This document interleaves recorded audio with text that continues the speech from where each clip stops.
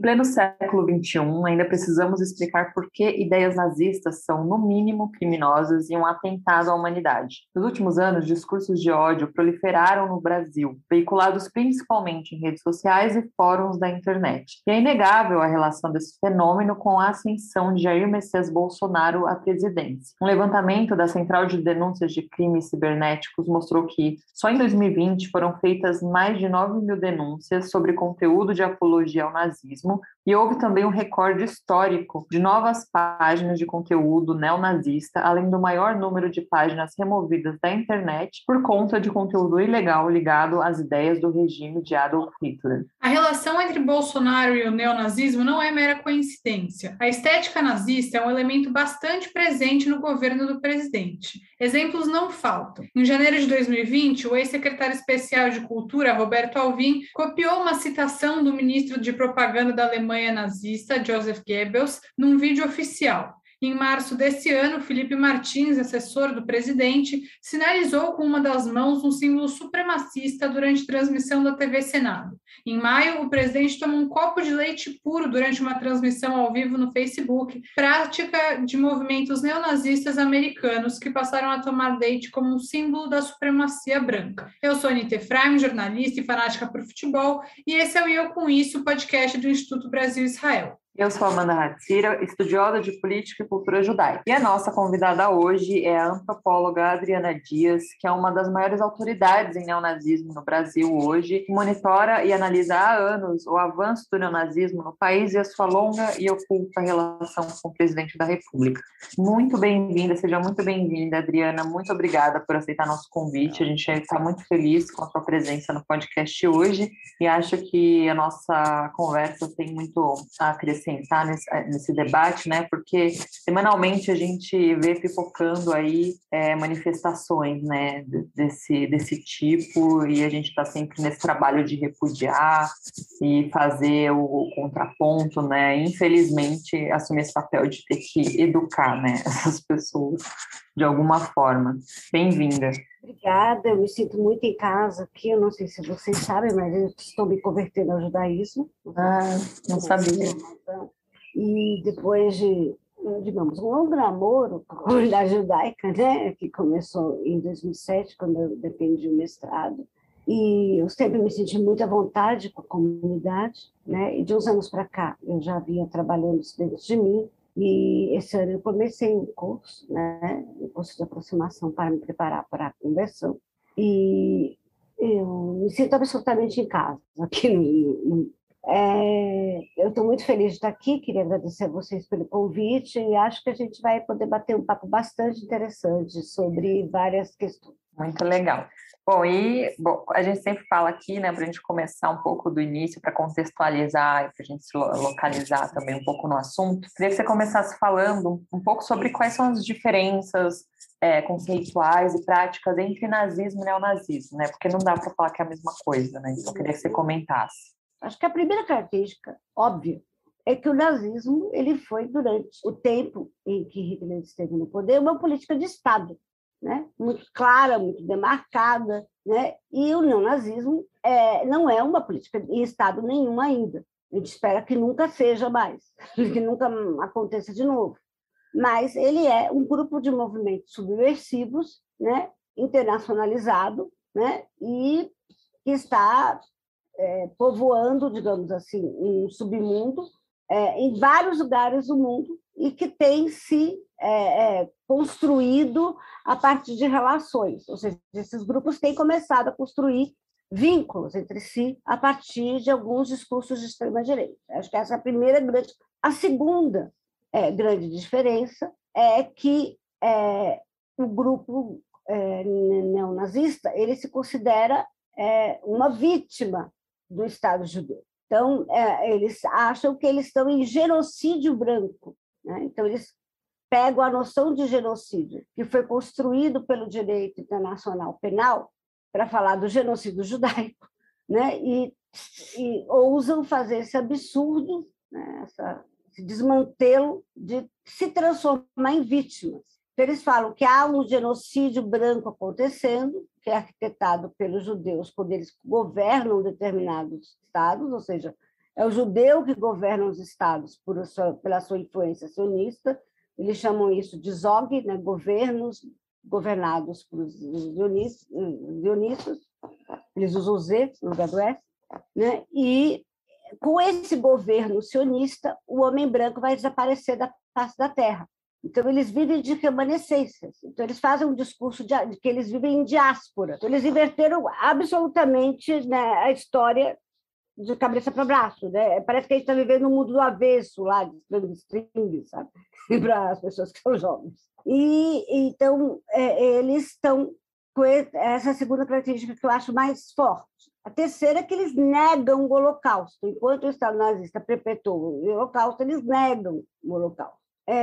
E aí vão ter características particulares de cada lugar também. Então, por exemplo, aqui no Brasil, o nordestino assume o lugar do imigrante. Então, há um ódio aqui no Brasil ao nordestino. Então, você vai ter algumas características que são diferentes, né, a partir de cada lugar, e você vai ter também novos símbolos, né? Além dos símbolos nazistas que são absolvidos, né, você vai ter novos símbolos, e vai ter novos líderes. Além de todos os líderes nazistas que vão ser adorados nos grupos nazistas, você vai ter novos líderes dos Estados Unidos, do Canadá, da Europa Central, Norte, Ibérica e da Europa, do leste da Europa, da Ucrânia e da Rússia. Né? Então, tudo isso faz digamos assim, um caldeirão de símbolos, né, onde o universo simbólico é construído. Eles são profundamente paranoicos não no sentido psicológico, mas de uma paranoia social histórica. Né? Então, eles acham que eles são sempre perseguidos pelos judeus, eles são profundamente racistas, né? E eles não têm um perfil único. Então, é muito importante falar que existem grupos neonazistas. Então, há grupos com uma vertente mais religiosa, há grupos com uma vertente mais política, há grupos com uma vertente mais cultural. Então, assim, você não tem um movimento nem unificado, nem homogêneo. Então, as pessoas me perguntam, qual é o perfil? Fiz nenhum, porque cada grupo vai ter um tipo de discurso, e, obviamente, as pessoas que se interessam por um tipo de discurso podem não ter nada a ver com as pessoas que se interessam pelo outro tipo de discurso. Uma outra característica é que do movimento neonazista é que ele não fala mais de raça como língua ou ancestralidade, né? É um elemento cultural, né? Então, assim, eles falam que se a suástica não te evoca na alma a noção de branco, você nunca vai entender do que eles falam. Então, não tem a ver com língua, ancestralidade, porque raça vira pele, religião, uniforme. Raça é uma palavra que vira uma polissemia absurda, onde cabe absolutamente qualquer coisa. Eu já vi raça ser qualquer coisa que vocês imaginarem pode ser tomada como raça. Esses são os elementos que eu consideraria cruciais para pensar a diferença. E, Adriana, indo um pouco para o contexto brasileiro, como que essas células neonazistas começaram a surgir no Brasil? Em que momento? E você falou um pouco dessa questão do nordestino, mas como que o neonazismo no Brasil se difere do neonazismo em outros lugares do mundo? Até tem essa ridicularização do neonazismo brasileiro, falando, mas, gente, vocês nem são brancos e vocês estão sendo supremacistas brancos. Então, eu queria que você falasse um pouco sobre as particularidades do neonazismo brasileiro. Veja, existem algumas questões que a gente precisa lidar para falar disso. Né? Então, por exemplo, existem células neonazistas que são supremacistas brancas e tem células brasileiras que não são, que admitem partos. Então, assim, existem dos dois tipos. Tá? Mas, antes da gente falar disso, eu gostaria de dizer que o neonazismo no Brasil começou logo depois da Segunda Guerra, como em todos os lugares do mundo, porque o Partido Nazista no Brasil foi forte, Petrópolis, por exemplo, era uma cidade forte, Blumenau era uma cidade forte, mas pouco se via na cena nacional. Né? Durante a ditadura, houve algumas manifestações, até a década de 80, mas era sempre em nível de rastro estatístico, né? Uma coisa muitíssimo pontual, tipo, ninguém sabia o que era, mas era uma coisa muito pontual. Depois da década de 80, ele passou de traço, digamos, para dois traços. Era um movimento que começava a ter algum interesse por grupos nacionalistas, mas ainda era um movimento muito pequeno, sem importância, e que ninguém levava, digamos assim, em consideração para pensar um movimento como um movimento perigoso, embora fosse ideologicamente muito sólido. No Brasil, tem a característica do ódio ao nordestino, tem a característica de ter laços com integralismo, por exemplo, né? E tem a característica de ser fundamentalmente, em alguns momentos, muito ligado à questão religiosa. Então, principalmente vertentes de extremo conservadorismo, né? Como, por exemplo, os luteranos mais conservadores, eu não falo não a igreja luterana reformada, de jeito nenhum, mas a igreja, alguns grupos neopentecostais de origem luterana, ou alguns grupos neopentecostais específicos, eles tendem a aproximar as pessoas de um discurso mais conservador, que gera essa mobilização, digamos assim, por raça, pátria, religião. Aí, quando eu comecei a pesquisar, não havia nem 10 células, era uma coisa assim, muito rastro mesmo, né? As pessoas apareciam mais em sites do que em fóruns. E aí, entre 2000 e 2007, elas começaram a migrar mais para fóruns do que para sites, ou seja, elas saíram de um discurso individual para um discurso coletivo. E também, além dessa mudança para fóruns, o que fez elas começarem a se relacionar e formar mais células, começou a se estruturar dois grandes blocos do neonazismo no Brasil, né? O Neoland e o Martelo, que eram os principais que faziam revistas, zines, que marcavam reuniões, que levavam bandas e que promoviam shows neonazis. E só que o Martelo ele chamou uma festa para o aniversário de Hitler no Paraná em 2009, e os líderes do Martelo foram assassinados pelos líderes do Neoland, né? O Barulho, o Mundo Matar, o Bernardo e a Renata Namarabeira. E aí, com isso, né, a investigação da morte, né, ocorreu, então, obviamente, os grupos, as células ligadas ao Martelo se recolheram porque os líderes haviam sido assassinados e eles estavam sendo investigados. E as células ligadas ao Neoland se recolheram porque os líderes estavam presos e estavam sendo investigados por assassinato.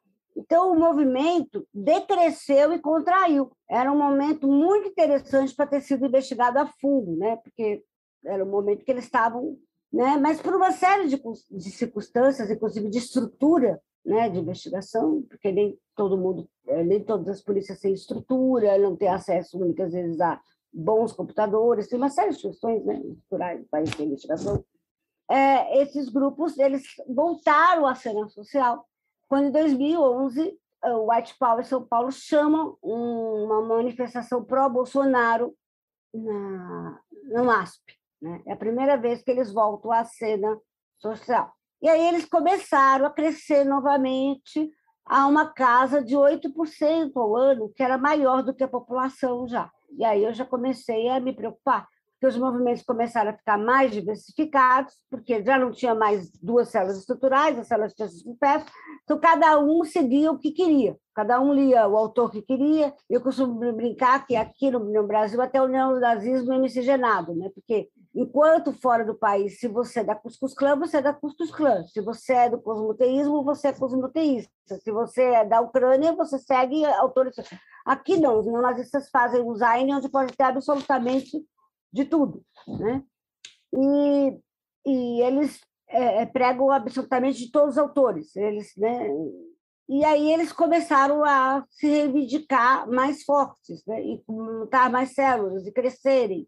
E as células e os fóruns começaram a inchar também, não só em número crescente de células, mas elas aumentaram o número de pessoas que estavam dentro da célula. E aí, com a ascensão do Bolsonaro à imprensa, cada vez que ele se manifestava, havia mais manifestações desses neonazistas na internet. E eu fui ficando assustada, né, quanto à fala do Bolsonaro, é o que a gente chama de discurso ou fala uma fala inflamatória, porque ele evoca nesses grupos a possibilidade do discurso de ódio livre. Como se autorizasse, né, também. Exatamente. Autorização. E não só como autorizasse e legitimasse, mas como se solicitasse, entende? É mais um pouco do que legitimasse. E aí as células passaram a crescer 60% ao ano.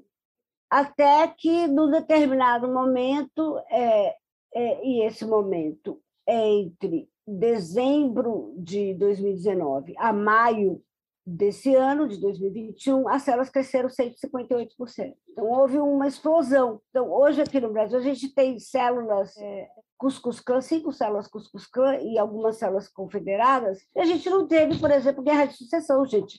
Então, assim, tem questões assim, que são importadas, o discurso é adaptado à história do Brasil, mas que não faz sentido absolutamente nenhum. Sim. Não, e aproveitando que você já adentrou, né, esse assunto mais direto entre a relação entre Bolsonaro e esses grupos, recentemente você divulgou, né, documentos que trariam, né, essa prova mais concreta da ligação entre o Bolsonaro e esses grupos neonazistas aqui no Brasil, pelo menos desde 2004, né? Queria que você contasse um pouco como que você chegou nisso, como foi essa descoberta, se você já monitorava alguma atividade do presidente quando ele era apenas um deputado, como que foi essa descoberta?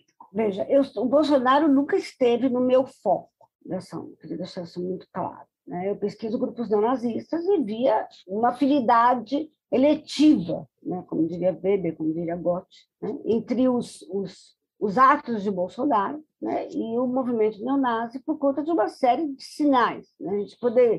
Alguns denominavam isso de ato aleatório, outros falavam em provocação, outros falavam de estratégia, porque pontos da manifestação do Bolsonaro mostram uma falta de empatia enorme. Né? O que aconteceu na pandemia nos mostra uma pessoa que não tem nenhuma sensibilidade à vida humana, né?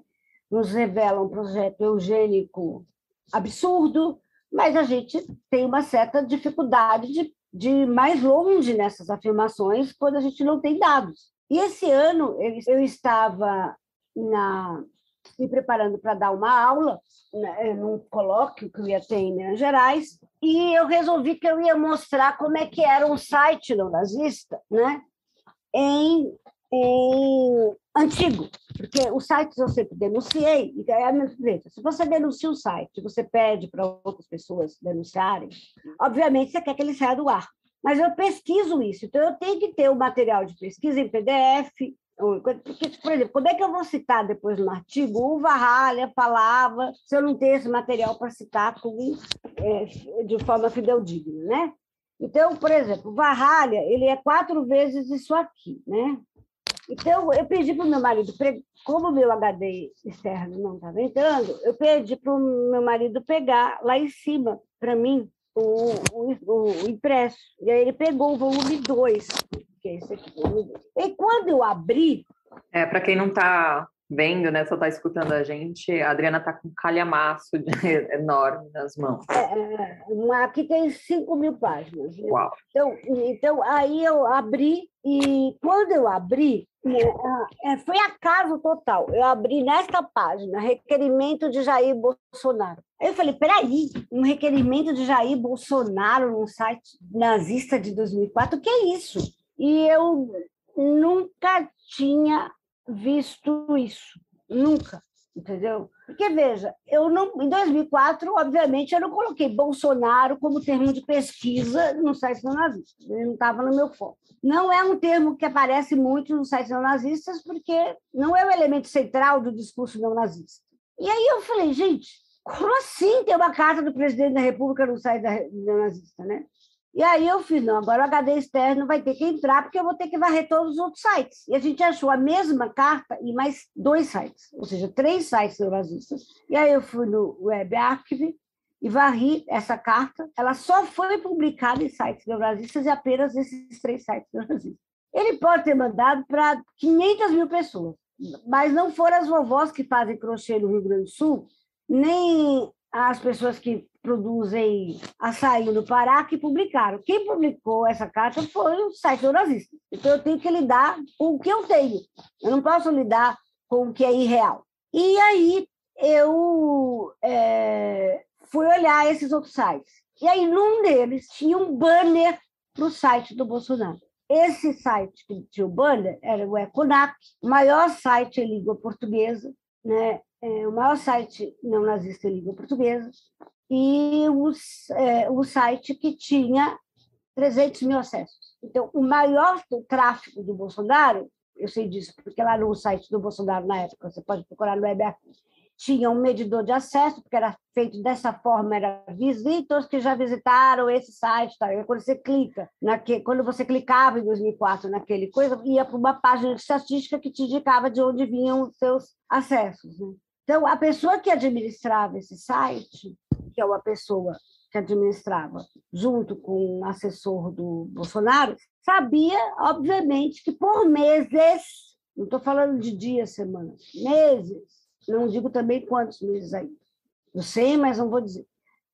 Por meses, o site do Bolsonaro recebeu a maior parte absoluta do seu tráfego de um site neonazista. E até agora, eu não soube de que ele tenha entrado, por exemplo, em contato com a Polícia Federal para dizer, olha, um site neonazista me dá o meu maior tráfego. Porque quando o site neonazista falou do meu nome, foi para me ameaçar de morte, não foi para me elogiar. No caso dele, foi o contrário. Foi o site neonazista elogiando. O arquivo da web é um site que tem depositório de todos os sites que já existiram na internet. Então, ele tem rastro de tudo que já foi feito na internet. Então, não tem como alguém dizer que isso não é uma prova, porque é feito automaticamente pelos servidores, entendeu? Então, está lá. Não foi nem eu, nem a Amanda, nem o Instituto Brasil Israel, nem ninguém que colocou isso lá.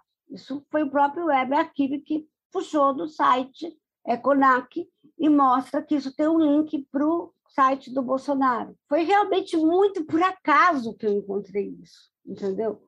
Agora, a partir do momento que eu encontrei, a primeira coisa que aconteceu foi eu ficar 10 minutos em estado de choque.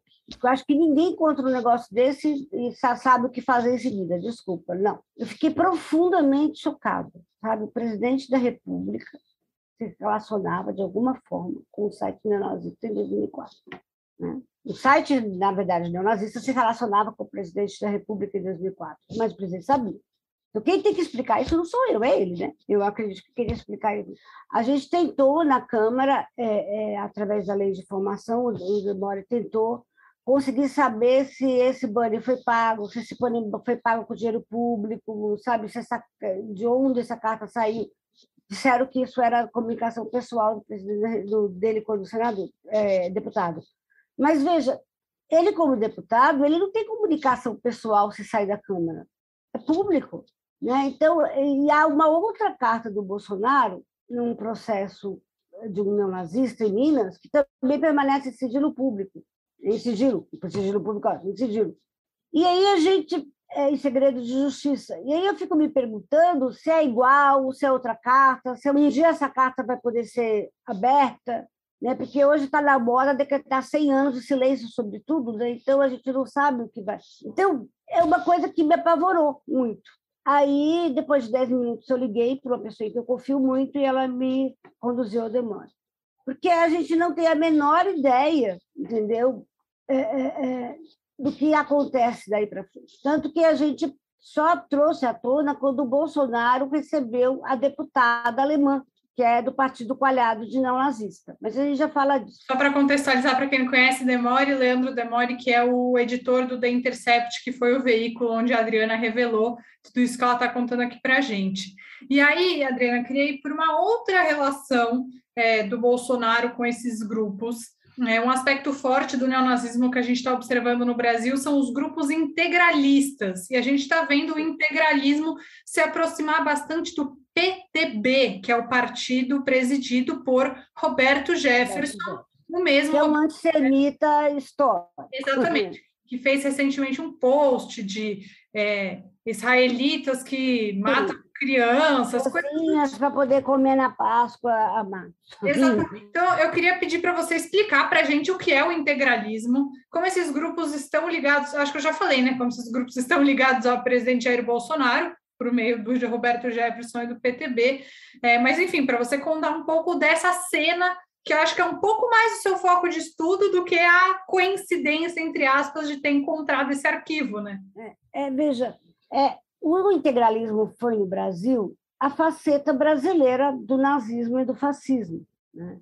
E a gente tem que lembrar também que a nossa lei de nazismo ela é absurda de fraca. Ela só criminaliza o símbolo da suástica, então tem um monte de símbolos que os não nazistas podem usar, e que o fascismo não é criminalizado no Brasil, tanto que o presidente pode citar Mussolini e nada acontece com ele, porque o fascismo não é crime no Brasil, que é um absurdo. Então, o integralismo ele nega que ele seja nazista, obviamente, porque o nazismo é crime. Se não fosse, ele não negava. Agora, quando a gente observa, por exemplo, no VK, que é uma rede, existem duas redes onde o ser nazista, né, o se afirmar como nazista, é absolutamente tranquilo para essas pessoas criminosas. Uma delas é o VK e a outra é a Rede Gap. Essas duas redes, mais o aplicativo de comunicação Telegram, elas permitem... O Telegram, inclusive, foi feito pelo mesmo desenvolvedor do VK, né? Então, assim, essas redes, elas não impedem de maneira nenhuma discurso de ódio, discurso nazista. As pessoas podem se manifestar absolutamente à vontade. Inclusive, elas não entregam material para polícias. Então, não tem o que fazer para retirar o material da VK, por exemplo. Uma rede russa, ucraniana russa. Então, assim, em todos os materiais integralistas no VK, inclusive o material integralista brasileiro, né, eles são associados ao nazismo. Fora do VK, não. Entende? Então, assim, o integralismo ele se constituiu como antissemita na época em que ele foi criado, né? Ele era antissemita, ele era racista, ele era eugenista, ele tinha um fundamento eugenista muito importante, mas hoje ele tem uma faceta, digamos assim, quase cor-de-rosa, né?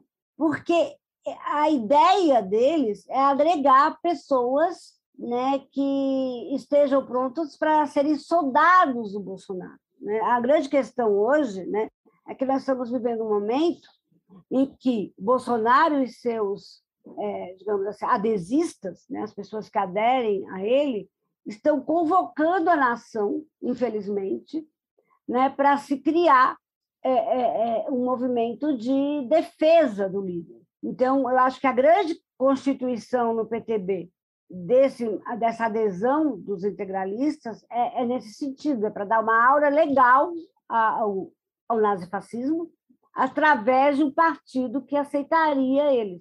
Isso já foi tentado também em outros momentos, né? Já teve uma menina que era do Rio Grande do Sul, que ela era cotista de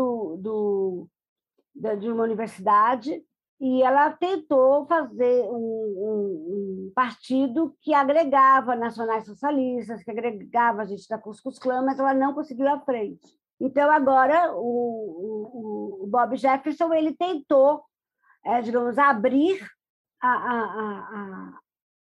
não só o partido, mas o estatuto do partido, né, que é mais importante, né, o estatuto de legalidade, entende? Porque o complicado é que essas pessoas estão no subversivo. Se elas passam a ter um estatuto de legalidade, então a nazificação fica mais rápida.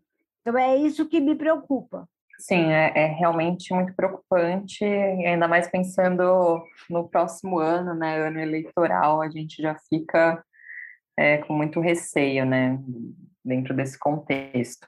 E assim, você trouxe, né, divulgou essa prova, né, de que realmente havia uma ligação entre o Bolsonaro aí, para quem duvidava, mas para muita gente não foi surpresa, né?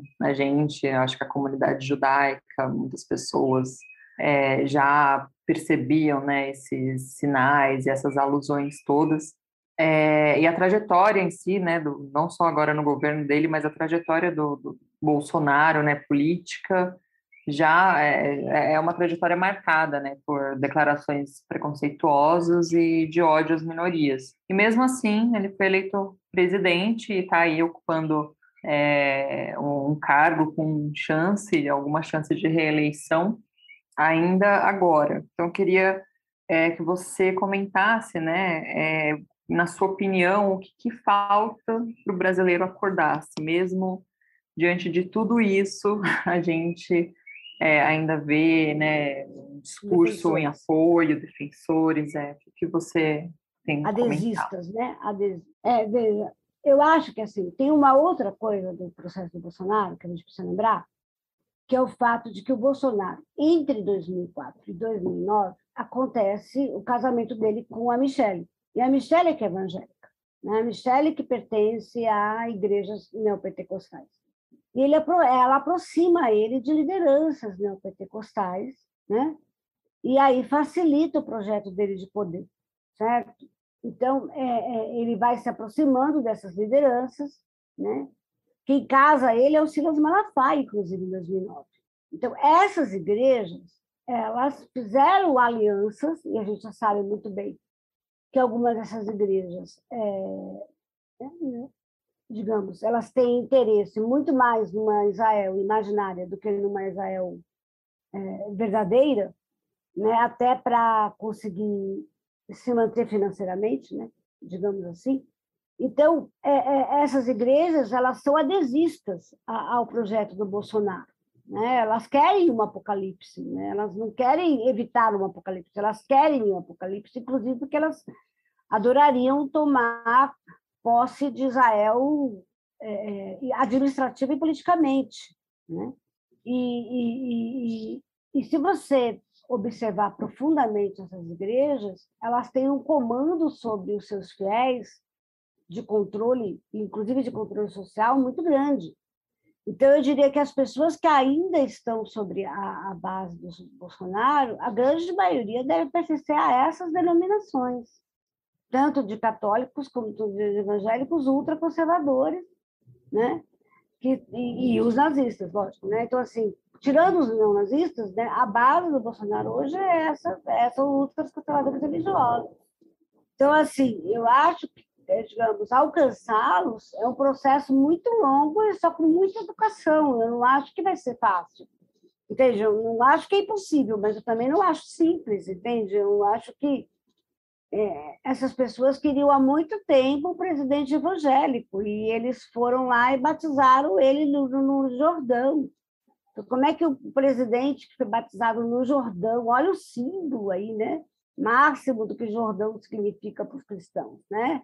Então, assim, o lugar onde o Cristo andou, né, sobre as águas. Então, imagine, né, esse símbolo todo sendo mobilizado, né, para segurar essas pessoas, né? Então, a gente ouve essas pessoas. Por exemplo, ontem eu fiz um debate muito interessante com pessoas do movimento evangélicos de esquerda, né?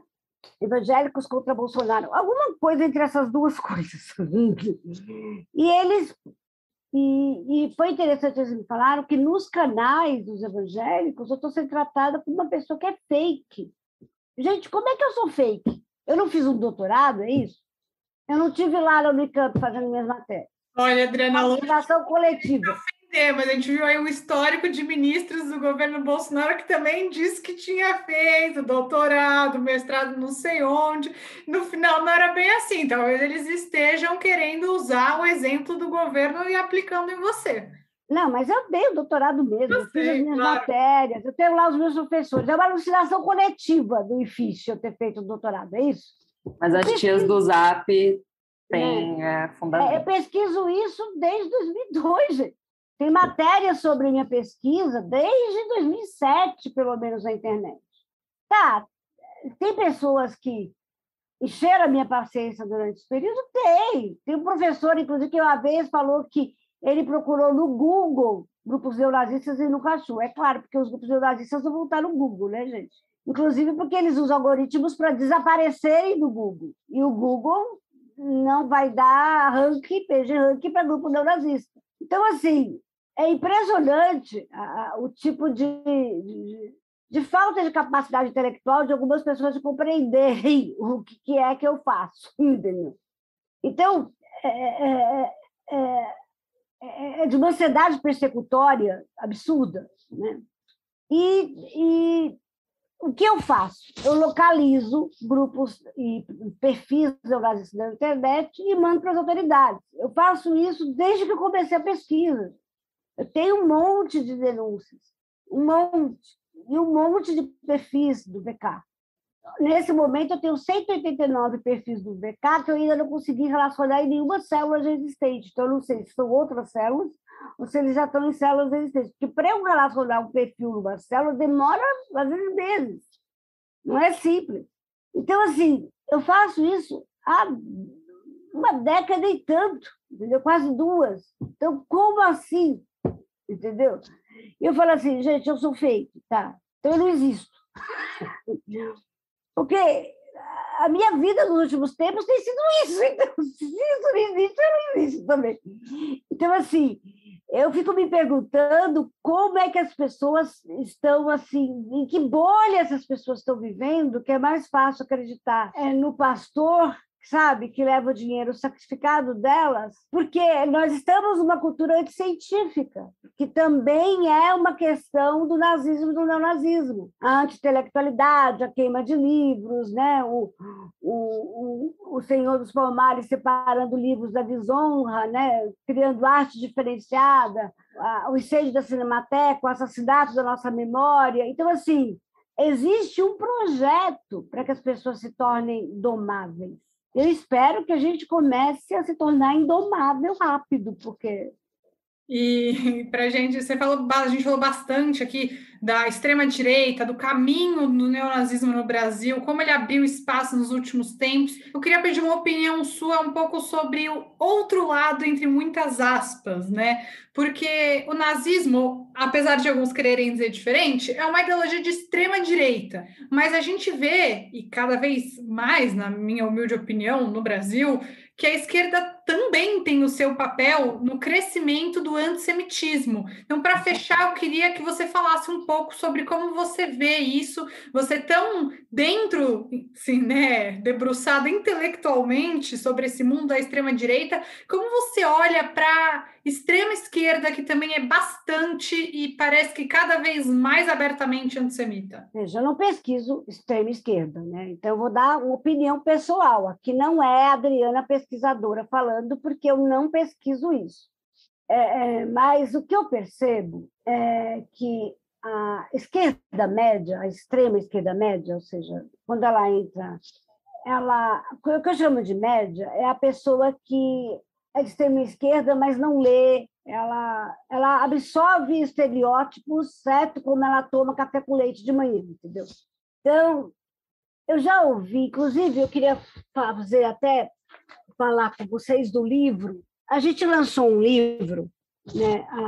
Na verdade, eu tenho um artigo no livro, que é o livro sobre antissemitismo. Antissemitismo é uma obsessão. Nesse livro tem um artigo sobre o neonazismo hoje, mas tem um artigo também muito interessante que fala sobre essa esquerda, sabe? Que tem esses estereótipos. Tem uma esquerda que abre a boca e diz assim: os bancários no Brasil são todos judeus. Que bancários? Que bancários no Brasil que são judeus? O Bradesco é evangélico, o Itaú é católico, o Santander dá Opus Dei. Sabe, você olha, se as pessoas saem repetindo algo que elas ouviram, não, mas os judeus dominam toda a imprensa brasileira. Que imprensa brasileira domina? Então, assim, você fica o tempo todo tentando fazer com que as pessoas ouçam o que elas estão dizendo, porque não faz sentido algum. Né? Então, o que eu percebo é que há uma incorporação, né, de uma repetição dessa extrema esquerda, como papagaio mesmo, sabe, de que repete o que é dito sobre os judeus, sabe, os mitos sobre os judeus, que os judeus são todos ricos. Gente, quando eu comecei a pesquisa, uma das coisas que eu fiz foi ir para o Bom Retiro ouvir sobreviventes do Holocausto. Provavelmente hoje eles não estão mais entre nós, mas de maneira que eu vi. Porque eu queria que aquilo me desse força para o que eu ia enfrentar. E há tantos judeus em favelas, pobres, entendeu? E eu lembro de uma história de uma pessoa que ela perdeu os filhos muito jovens, o marido, e ela se recusou a seguir em frente. Ela achava que casar de novo, ter outros filhos, seria uma desonra, sabe? Aquelas pessoas viveram. Cada um tem a sua maneira de lidar com a dor, né? E ela me falou coisas muito fortes, né, sobre o que ela viveu. E ela disse que ninguém nunca tinha parado para ouvir. Ela nunca tinha contado para ninguém, porque nunca ninguém tinha parado para ouvir. Então, eu fico me perguntando o que é que essas pessoas ditas tão ligadas em direitos humanos não conseguem parar para ouvir pessoas que sofreram tanto. E foi uma das coisas que me levou a me tornar judia. Entender o imenso sofrimento do antissemitismo. Eu não consigo lidar com esse lado, sabe, desumanizador do judeu pela extrema esquerda. Porque tanto a extrema esquerda quanto a extrema direita desumanizam o judeu. Cada um por vias e estereótipos diferentes, mas, né, desumanizam. E eu conheci, além de conhecer muitos judeus pobres, eu conheci muitos judeus de esquerda, muitos judeus comunistas, muitos judeus que foram muito importantes para a transformação do mundo, né? E eu não... Realmente, a minha opinião sobre essas pessoas é que elas precisam estudar, sabe? Precisam sentar e estudar. Um bom livro, um bom chocolate quente, não faz mal a ninguém. Sim, sair da superfície, né? Aprofundar e deixar esses estereótipos de lado. Exatamente. Bom, Adriana, eu queria te agradecer. De sofrer esses estereótipos, entendeu? Desculpa, mãe. Imagina. Entendeu? Elas não gostariam de ser apontadas, né? São pessoas que não gostam de ser apontadas por estereótipos. Sim, porque é uma redução, né? Uma redução completa, né? Da pessoa como ser humano, das identidades, né? Então, é muito triste isso mesmo. Então, eu queria te agradecer em nome do nosso podcast. É uma pena que a gente tenha essa limitação de tempo, né? Porque a conversa é tão interessante e tão profunda, né? A gente aqui não consegue adentrar tudo que a gente gostaria, né? Que tivesse aqui, mas foi uma conversa, assim, uma verdadeira aula, né? Obrigada por compartilhar com a gente seu conhecimento e te agradeço em nome do IB, do nosso podcast. Que as pessoas procurassem ver uma série, que é uma série que foi muito bem construída historicamente. Ela chama Baby Below Berlim. É uma série que tenta mostrar como era a Berlim antes de Hitler. Uma Berlim que tinha medo do comunismo, tinha muitos grupos religiosos, uma Berlim cheia de pobreza, mas com uma cena cultural incrível, uma Berlim tomada por belistas, que exigia dos pobres das casas culturais dinheiro para elas serem seguras. Né? Milícias formadas por ex-policiais e ex-combatentes da Primeira Guerra Mundial. Qualquer semelhança com o Rio de Janeiro é mera coincidência. Essa é uma boa série para vocês entenderem como foi o processo de nazificação alemã. E onde a gente encontra essa série? Na Globoplay tem. Okay. Ótimo. Legal. Então, bom, a gente conversou com a Adriana Dias, que é doutora em Antropologia Social pela Unicamp e tem, entre tantos outros trabalhos relevantes, essa pesquisa sobre a movimentação de grupos neonazistas no Brasil há 20 anos. Lembrando a você que o Eu Com Isso está em diversas plataformas de áudio, como Spotify, Orelo, Apple Podcasts, Google Podcasts e também no canal do YouTube do Instituto Brasil Israel. E não esquece de seguir o IB nas redes sociais. Até quarta que vem. Oi, pessoal, tudo bem? Aqui é a Malca e eu tô te trazendo as notícias do mundo judaico dessa semana. A primeira notícia que tá dando o que falar é sobre a suposta lei do retorno na Espanha. Não sei se você já ouviu falar, mas há 5 anos atrás, o governo espanhol resolveu fazer um tipo de lei do retorno para que judeus que tivessem parentes ou famílias que foram expulsas durante a Inquisição pudessem voltar para a Espanha e receber um passaporte europeu. Mais de 150 mil pessoas aplicaram para o caso e, aparentemente, apenas 33 mil pessoas, de fato, receberam esse passaporte. O que aconteceu agora, nesse semestre, é que a Espanha simplesmente parou de emitir essas novas permissões e tem trazido algumas polêmicas pelo caso de muitas pessoas terem seus documentos comprometidos e terem gasto muito dinheiro para conseguir esse direito de lei do retorno espanhol, né? Essa semana, no caso, eles de fato pararam de produzir esses vistos e esses passaportes, no caso. E o que aconteceu na sequência é que eles estão falando que eles estão fazendo isso por base em medo de fraude e outros processos controversos que estão acontecendo. A gente fica ligado aí nessas notícias e não sei se você já sabe se você é aplicante de algo nesse sentido, mas Portugal também passou por um processo bem parecido nos últimos tempos. A próxima notícia da semana tem a ver com algo que a gente já liberou no Brasil, que é a doação de sangue por homens gays em Israel. A nova lei foi passada essa semana, inclusive pelo primeiro-ministro da saúde gay de Israel, que é o Nitzan Horowitz. A decisão já segue aí o que muitos países estão fazendo, legalizando toda a parte de saúde para pessoas LGBTQIA+. Então, uma grande vitória em Israel para o movimento LGBT. Minha última notícia tem a ver com o Covid. Em Israel, a partir de hoje é terça-feira, o dia anterior de quando sai nosso podcast. Hoje, em Israel, o governo já começou a administrar terceiras doses da Pfizer para adultos a partir de 30 anos. Então, bom, tudo bem que a gente está num ritmo de vacinação um pouco lento ainda no Brasil, mas em Israel o pessoal já está tomando a terceira dose da vacina. Ainda não existe, né, uma definição final sobre a possibilidade de uma terceira dose, mas Israel já começa a implantar os testes de colocar sua população vacinada já com uma terceira dose. Pessoal, essas foram as notícias do mundo judaico dessa semana e a gente se vê na semana que vem. Tchau, tchau!